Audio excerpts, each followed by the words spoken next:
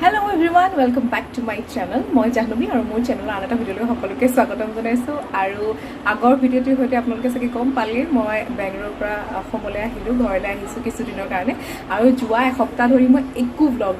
মই একো ভিডিঅ' বনাব পৰা নাই কাৰণ মই আহি পেলাই গাটো বেয়া হৈ গৈছিল এতিয়া ভাল পাইছো ভাবিলো আপোনালোকক আজি এটা ভিডিঅ' শ্বেয়াৰ কৰো মানে ব্লগ কৰো ভালদৰে আপোনালোকক দেখাম আজি একচুয়ালি গৈ আছো বহুত ধুনীয়া এটা জেগালে একদম মোৰ সবতছে প্ৰিয় আৰু আই থিংক শিৱসাগৰ যিমানখিনি মানুহ আছে সকলোৱে ৰিলেট কৰিব পাৰিব এই কথাটোৰ লগত বহুত ধুনীয়া জেগা আপোনালোকে চাগে আগতে আহিছেও তথাপিও আজি মোৰ চকুৰেদি মই আপোনালোকক মই ভাল পোৱা ঠাইটুকুৰা বিষয় দেখাবলৈ চেষ্টা কৰিম তেতিয়াহ'লে ভিডিঅ'টো স্কিপ নকৰাকৈ শেষলৈকে চাব আৰু বহুত এটা ইণ্টাৰেষ্টিং বস্তু আপোনালোকক দেখাবলৈ যাম বিষয় ক'বলৈ যাম জেগাৰ কথা মই আপোনালোকৰ লগত শ্বেয়াৰ কৰিবলৈ চেষ্টা কৰিম আৰু লগতে আজি মোৰ স্কুলৰ যিখিনি মোৰ লগৰ আছে সকলোকে লগ কৰিম বহুত দিনৰ মূৰত তাহাঁতকো লগ পাম আৰু কি হয় আজি ভিডিঅ'টো আপোনালোকে গম পাব ভিডিঅ'টো বহুত ইণ্টাৰেষ্টিং কিবা কিবি হ'বলৈ গৈ আছে আৰু এতিয়া বেছি দেৰি নকৰোঁ ব'লক আজি ভিডিঅ'টো ষ্টাৰ্ট কৰোঁ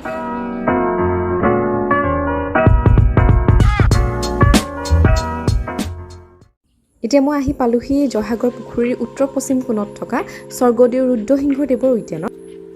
এতিয়া মই আহি পালোহি জয়সাগৰৰ পুখুৰী পাৰ আৰু ইয়াতে থকা ঘনশ্যাম খনিকৰ ঘৰলৈ আহিছোঁ একচুৱেলি বাহিৰৰ পৰা দেখাবলৈ ঘৰ মানে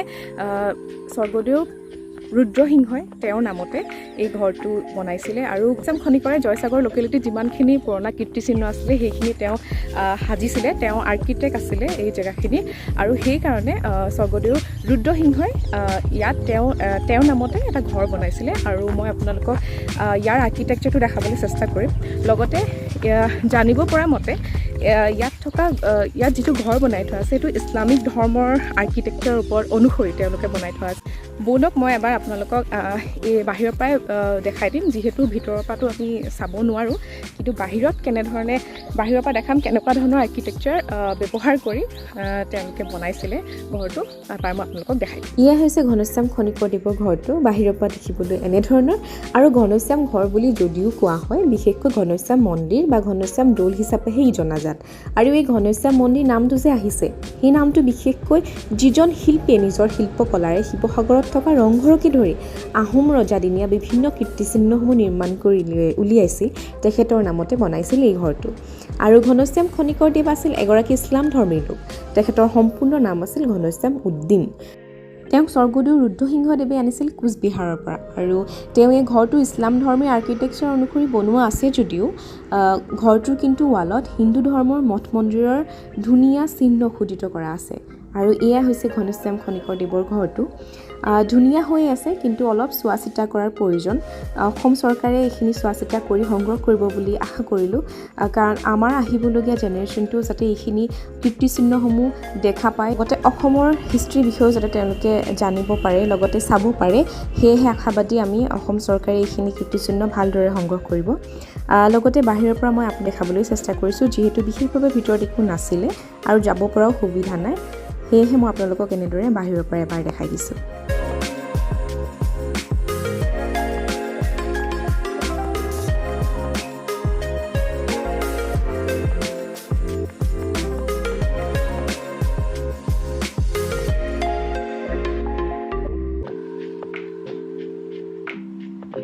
এতিয়া আহিলোঁ আৰু ওলাই আহি পেলাই মই আপোনালোকক দেখাইছোঁ ছানছেটৰ এটা ধুনীয়া ভিউ এইখন চব জয়সাগৰ পুখুৰী আৰু ধুনীয়া এটা দৃশ্য আৰু লগতে ছানছেটৰ এটা মই সৰু ক্লিপ মই শ্বুট কৰিলোঁ মই আপোনালোকৰ লগত শ্বেয়াৰ কৰিম বহুতেই ধুনীয়া এটা ভিউ আৰু হয়তো ইয়ালৈ অহা প্ৰত্যেকজন মানুহে এই কথাটোৰ লগততো বাৰুকৈ ৰিলেট কৰিব পাৰিব কাৰণ এই জয়সাগৰ পুখুৰীৰ পৰা সন্ধিয়া সময়ত বহাৰ এটা বেলেগেই মজা আৰু কাষতে থকা শিৱসাগৰ কলেজ আৰু প্ৰত্যেকজন শিৱসাগৰবাসীৰ লগতে অসমবাসীয়েও এই কথাটো হয়তো কানেক্ট কৰিব পাৰিব যে ইমান এটা ধুনীয়া পৰিৱেশ হৈ পৰে সন্ধিয়া সময়ত আৰু মোৰ সঁচাকৈ বহুত প্ৰিয় আৰু সেই ক্লিপটো মই আপোনালোকক ইয়াৰ পাছতে শ্বেয়াৰ কৰি দিম আপোনালোকে চাব পাৰিব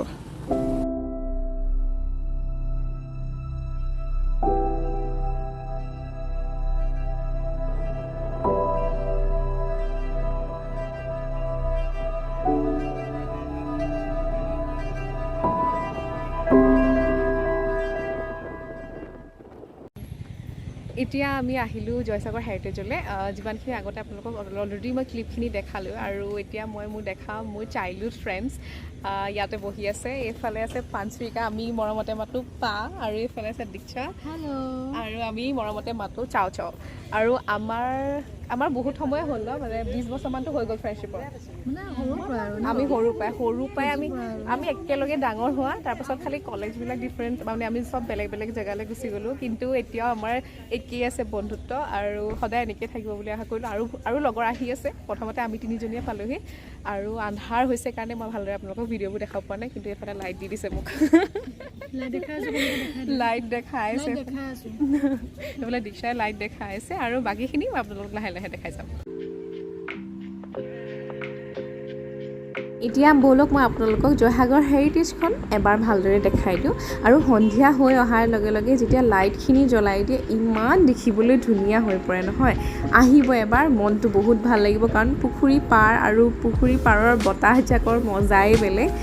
বহুত ধুনীয়া এটা পৰিৱেশ লগতে ব'টিং কৰিবলৈ ইয়াত ছিষ্টেম আছে কিন্তু আমি নকৰিলোঁ কাৰণ সন্ধিয়া যিহেতু হৈ আহিছিলে আৰু ভয়ো লাগে এনেকৈ পানীত ব'টিং কৰিবৰ কাৰণে আন্ধাৰত আৰু বাওঁহাতে আছে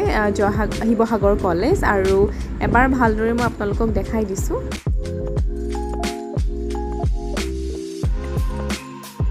এতিয়া মই ৰেষ্টুৰেণ্টখন আপোনালোকক এবাৰ দেখাই দিম পুৰা ধুনীয়াকৈ গ্লাছৰ আৰু বহুত ধুনীয়া দেখিবলৈ আৰু আমি অলপ সময় বাহিৰতে বহিলোঁ কাৰণ বহুত ভিৰ আছে এতিয়া ব'লক আপোনালোকক ভিতৰৰ পৰা এবাৰ দেখাই দিওঁ আৰু ভিতৰখন ইমানেই ধুনীয়াকৈ সজাই থোৱা আছে অসমীয়া থলুৱা বাদ্যযন্ত্ৰৰে গোটেই ৱালখন ধুনীয়াকৈ সজাই থোৱা আছে আৰু বিশেষকৈ ৰেষ্টুৰেণ্টখনৰ ভাল লাগিলে গৈ কাৰণ বাঁহ আৰু বেতৰ বস্তু বেছিকৈ দেখিবলৈ পালোঁ ব্যৱহাৰো তেওঁলোকে তেনেকেই কৰিছে আৰু